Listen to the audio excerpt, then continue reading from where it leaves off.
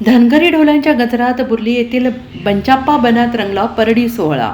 पलूस तालुक्यातील प्रसिद्ध तीर्थक्षेत्र सुमारे 85 एकर गायरान आणि पक्ष्यांसाठी उत्तम आदिवासी असलेला परिसर दरवर्षी चैत्र पाडव्यानिमित्त यात्रा भरते, तर दर 3 वर्षांनी परडी सोहळा संपन्न होतो।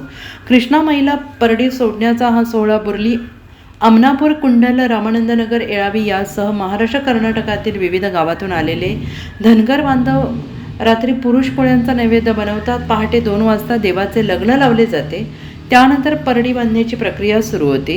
यावेळी पालख्या सजवल्या जातात। यमगरवाडीतून येणारे बंचाप्पाची पालखी, किर्लोस्करवाडीतून येणारी मायाप्पाची पालखी आणि बुर्लीच्या श्री पंचाप्पाची पालखी अशा 3 पालख्या आणि परड्या शेकडो धनगर बांधवांसह ढोल कैताळाच्या गजरात यासह फटाक्यांच्या आतिषबाजीत कृष्णा नदीकडे वळतात आणि 3ही परड्या कृष्णा नदीमध्ये सोडण्याचा विलोभनीय सोहळा पार पडतो। बंचाप्पा मायाप्पा बिरोबाच्या नावाचा गजर होतो। संपूर्ण कार्यक्रमात भंडाऱ्याची प्रचंड उधळण होते।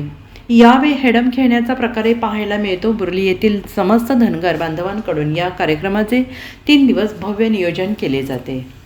पंचाप्पा मायाप्पा देवस्थान बुर्ली हा परडीचा कार्यक्रम दर 3 वर्षांनी एक वेळ असतो, दर 3 वर्षांनी। आणि यासाठी कुंडलची एक पालखी मायाप्पाची, त्यानंतर यमगरवाडीची पालखी, पंचाप्पाची पालखी आणि इथं आपल्या बुर्ली या ठिकाणी त्या स्थानापन्न होतात। आणि परिसरातील सर्व गावं, जवळ 20-25 गावं ह्या वाजवासाठी बोलवली जातात, शिवाय हेडम बोलवले जातात आणि ह्या सर्वांना मिळून हा 2 दिवस कार्यक्रम चालतो।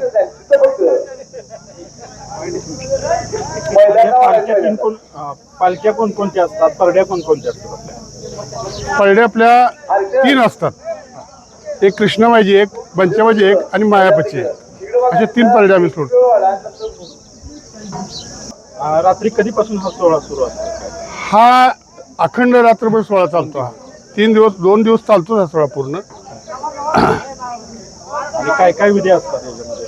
ह्याच्यामध्ये विधी, हा परडीचा विधी फार महत्त्वाचा असतो। परत अगोदर परडी सोडण्यापूर्वी हळद मुहूर्तमेळ म्हणून हळद मेळ असते आणि त्यानंतर लग्न लावलं जातं, देवांचं लग्न लावलं जातं आणि त्यानंतर हा परडीचा रात्रभर पुरुषांनीच हा सगळा सोहळा करायचा असतो। पोळ्या करणे, तिथं लागणार सगळा नैवेद्य करणं हे पुरुषांनीच केलं जातं, तिथं महिला अजिबात येत नाहीत, अशी पारंपरिक प्रथा आहे। आणि परडी मागं आणण्याचा तो काय विषय? परडी सोडलेली परत तुम्ही मागं घेऊन येतात? ती 3 परडी असतात ना, त्याच्यामधलं जो खानानाला ओटी भरलेली एक थोडीशी छोटी असते परडी, ती परडी कृष्णमाईसाठी सोडली जाते आणि बाकीचा सगळा नैवेद्य इकडे आणला जातो परत पाठीमागे, अशी प्रथा आहे। Bureau report, SPN Marathi, Palus.